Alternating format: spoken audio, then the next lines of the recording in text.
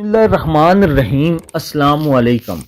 زینب T V کے ناظرین، آج کے درس حدیث میں خوش آمدید۔ ناظرین اکرام، آج کے درس حدیث کا موضوع ہے ناحق زمین پر قبضہ کرنا۔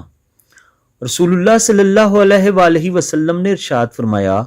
کہ اگر کسی شخص نے ایک بالش برابر زمین بھی کسی دوسرے کی ظلم و زیادتی سے لے گا تو قیامت کے دن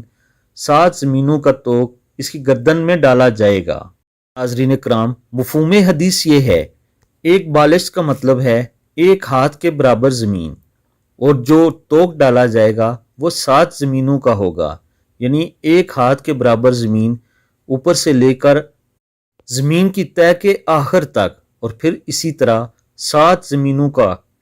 یعنی ایک ایک بالش تمام زمینوں میں سے، اور وہ وزن آپ سوچ سکتے ہیں کہ کتنا بنے گا۔ وزن توق بنا کر قیامت والے دن اس شخص کے گلے میں ڈالا جائے گا جو ناحق کسی کی زمین پر قبضہ کرے گا۔ ایک اور مقام پر فرمایا گیا ہے کہ اگر کوئی کسی کی زمین کا 1 انچ بھی لے لیتا ہے تو قیامت والے دن اللہ تعالیٰ اس سے کہے گا